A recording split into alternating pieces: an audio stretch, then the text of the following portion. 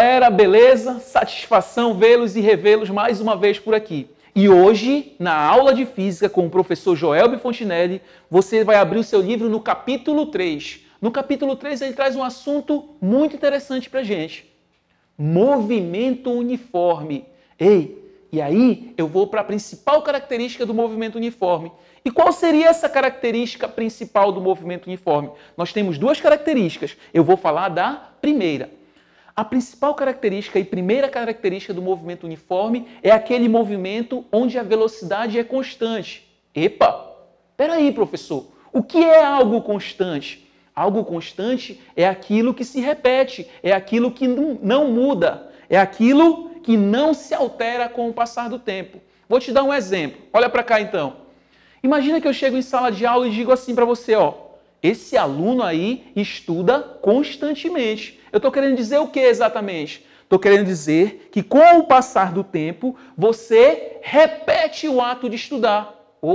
Movimento uniforme, velocidade constante. Velocidade constante é aquela velocidade que se repete. Deu para entender essa analogia aí? Então olha para cá mais uma vez. Não esqueça.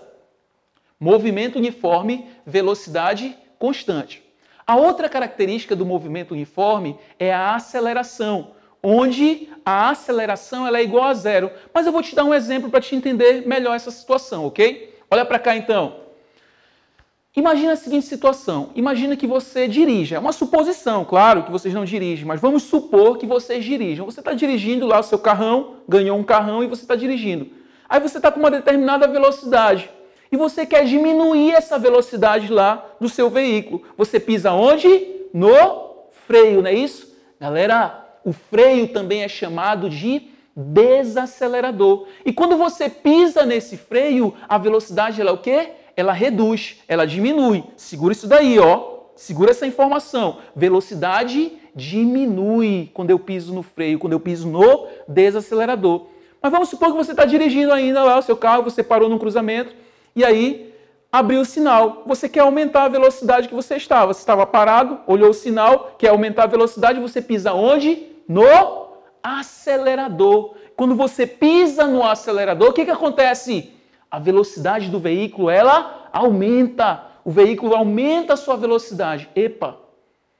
Então, quando eu piso no freio, a velocidade diminui. Quando eu piso no acelerador, a velocidade aumenta. Mas olha para cá, eu falei para você o seguinte, que a aceleração no movimento uniforme ela é zero. Ela é zero porque ela não existe. Como assim, professor? Movimento uniforme não pode mudar a velocidade. Lembra da velocidade constante? Aquela velocidade que não muda, aquela velocidade que não se altera? Pois é, no movimento uniforme não tem esse aumento e essa diminuição. Não tem a aceleração e não tem a desaceleração. Então não tem aceleração. É por isso que eu digo que no movimento uniforme a aceleração ela é igual a zero. Ela não pode existir, ela não pode fazer com que a velocidade desse corpo se altere. Beleza? E aí eu posso te dar alguns exemplos. Imagina pessoas descendo no shopping por uma escada rolante. Tu percebe que na escada rolante a velocidade ela se mantém o quê? Constante, se mantém a mesma, não se altera. Então ali é um exemplo de movimento uniforme. Imagina esse cavalo passando aqui, passou correndo aqui esse cavalo. Se ele estiver com a mesma velocidade, o movimento que ele está fazendo é um movimento uniforme. Imagina uma lesma andando vagarosamente, bem devagar. Se ela mantém essa mesma velocidade com o passar do tempo, o movimento que ela está fazendo é um movimento uniforme. Então, relembrando você, movimento uniforme é aquele movimento onde a velocidade é constante, não se altera, não muda, e a aceleração é igual a zero, porque tu sabe que a aceleração faz a velocidade mudar. E no movimento uniforme, ela não pode mudar. Olha para cá agora. Vamos colocar um pouquinho de matemática aí, né, para melhorar mais essa aula. Então eu te apresento agora aqui a função horária do movimento uniforme. S igual a S0 mais a velocidade vezes o tempo. S é a posição final. S0, a posição inicial. Mais V, que significa V? A velocidade, e T, o tempo. Ei, galera, se a questão te trouxer essa equação e dizer para vocês que essa equação ela está utilizando o Sistema Internacional de Medida, o SI, é porque essa posição final, tu vai medir ela em metros, a posição inicial tu também vai medir em metros, já a velocidade tu vai medir em metros por segundo e o t, que é o tempo, você vai medir em segundos.